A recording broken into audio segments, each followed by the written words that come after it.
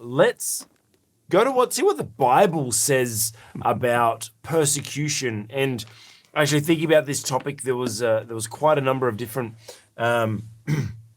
passages I was thinking of, but this kind of really typified, when we're talking about all this stuff, the signs of the end, signs of the end of the age. We're reading from Luke. We take a leadership lesson from Luke each week that's in line with our theme, and persecution is our theme. Well, leading people, how do we lead people into a battle, into persecution, into trials? I think it's really important what Jesus says to his disciples here in Luke 21. And now the whole passage, I sent the whole passage to Dr. Rod, and what was your statement to me today, Dr. Rod? Did I say it was too long? I hope he's not going to be reading this whole thing. No, we will not read the whole passage. Go and read it yourself. Sometimes these passages are a little bit too big, and there's so much in it that, honestly, I could preach from one or two of these verses a whole sermon. So, look, in our short time to get today, I just wanted to focus on a few of the verses from verse 12, chapter 21 to from verse 12. But before all this, so this is Jesus speaking. But before all this, they will lay hands on you and persecute you. They will deliver you to synagogues and to prisons, and you will be brought before kings and governors, and all on account of my name. That's Jesus talking. This will result in you being witnesses to them. But make your mind not to worry beforehand. I think that's kind of a key of what we've sort of spoken about a little bit today. Is we said we don't always know when the persecution is coming or if it's going to come, but we need to know what are we going to be convicted to ourselves, not convicted of. But Dr. Rod's mentioned about number of times today about the principle. What's a principal thing? Where are you? Where are you focusing? What's your core values? What do you know that you're going to stand up for? So make your mind up not to worry beforehand how you will defend yourselves. For I will give you the words and wisdom that none of your adversaries will be able to resist or contradict. You will be betrayed even by parents, brothers, relatives, friends, and they will put some of you to death. All men will hate you because of me, but not a hair of your head will perish. By standing firm, you will gain life. I think for me, the main thing out of this is, as a leader, I think we need to make sure that we are very upfront with the people we're leading about what they're going to face. I don't think we should paint look it through rose-colored glasses. I don't think we should try to oversell things and everything like that. When we're leading, especially leading something that we know we're going to face persecution, I think we need to be completely upfront with people. Count the cost. Let them know this is what the cost of pursuing this purpose. This is what the cost of following me, pursuing this outcome that we're chasing, doing this project. You're going to lose sleep, you're going to lose friends, you're going to lose whatever it is, you're going to lose your life, as Jesus says. I think it's really important as a leader to make sure that we prepare our team of this is what, let's not sugarcoat it. This is what you're going to face in persecution. But also, I like the little bit at the end, but standing firm, you will gain life. Obviously, as a leader, we need to inspire people to show them this is what you're fighting for. This is the outcome. This is what we're driving towards. This is what you're going to achieve. But there's going to be sacrifice. There's going to be persecution. There's going to be challenges along the way. Dr. Rod? Well, yeah, I think in this particular passage, Jesus is addressing a number of things. If you read the whole passage from around verse 5 through to 38, you'll see that Jesus addresses the destruction of the temple. He addresses, his second coming. He addresses the end of human history. And it's a little bit hard sometimes to work out in any particular verse to which end he's addressing, Uh-huh. because I went and read Matthew 24, where a similar statements of Jesus are recorded. But, he did warn his disciples that we, his disciples, not just they, but we as well, we will be persecuted because of Jesus. So we shouldn't be surprised or disappointed if and when persecution comes our way. In my own country, it's pretty soft persecution. Christians have lost their job because they've expressed biblical worldview. There's no doubt about that. That I would call that soft persecution because their lives aren't at risk, although obviously their livelihood is disrupted. But there are plenty of countries in the world which any kind of religion is illegal. And there are certainly many countries in the world where Christians are persecuted, discriminated against, and even liable to torture and death. We have to expect it. And one of the reasons given for the dropping away of Christianity in Europe is the great disappointment so many had after the end of the First and indeed the Second World Wars, because they thought this was the end of human history, that Jesus was coming back, because there was an awful lot of persecution that went on then. And they were disappointed because it didn't happen. So we've got to be a bit careful too that we don't equate waves of persecution as, this is the last hurrah of the devil before Jesus returns again.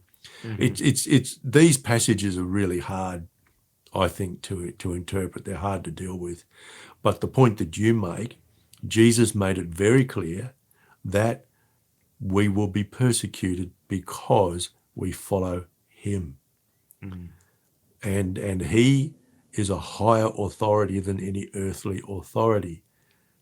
That is something which is utterly insulting to a communist, for example, because their religion is officially atheism, and of course it's the party which sits at the pinnacle. But Christians would always say, no. In fact, the earthly authorities are actually delegated that authority by God. Yeah. And that God is actually the higher authority to whom we should all respond. And that's what puts many Christians in the place of those being persecuted, because they live, they act and they speak as if Jesus is a higher authority than any authority on earth. And so I think the devil just hates that. Because, see, the devil wanted to be like God. The devil wanted to be, that's why Satan was cast down from heaven and a third of the angels went with him. He wasn't content to be in charge of the worship. Do you think he wanted to take on the leadership? That third of the angels, do you think he warned them of the perils they would face and the battles that they would face? The Bible doesn't say anything about that. So it would be purely speculative. But no, I don't think, because again, the devil's not a leader. No, he's a The liar. devil's not a leader. He's not really interested in any kind of flourishing on the part of anybody. So, Yeah. but you see satanic kinds of government where you've got any kind of totalitarianism, which of course is creeping into our democracies today. It's satanic. Because ultimately the sin that the totalitarians, the communists, the socialists and so on commit, it really is the sin of wanting to usurp God and to actually be God themselves. We see this often in science as well. It's common now to many people who take an atheist position. Really, you see so much evidence in their language and their behaviours that they really want to be God. Yeah. That's why they don't want God in the picture at all. But we're going to be persecuted for that reason. Satan hates people who love God. Yeah. And he'll do just about anything to persuade them that they shouldn't love God. That's why we get martyred. But Jesus, you're right. Jesus was upfront about it. He told us.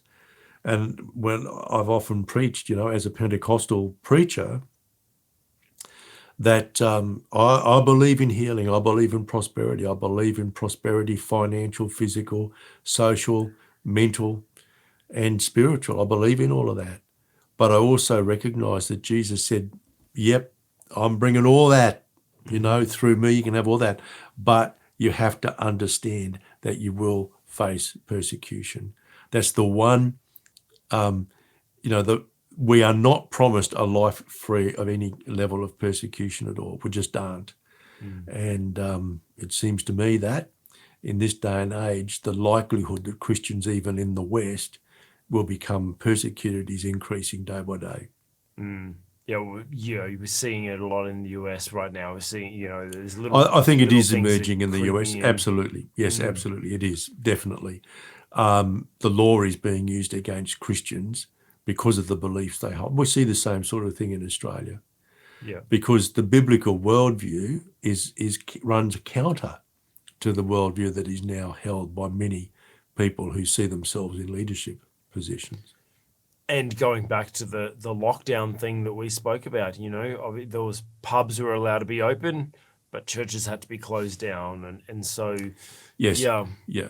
But you see, that reflects secular thinking. In my view as a pastor, a church is an essential service. Churches should have remained fully open during COVID. But try and convince a lot of politicians of that, they simply don't agree.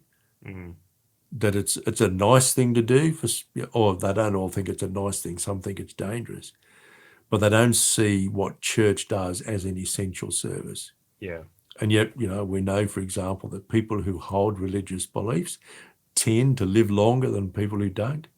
People who hold religious beliefs tend to be more engaged in voluntary work than people who don't, and so on. So, I think it's reasonably easy to build a case that church is an essential service, but we were never treated that way.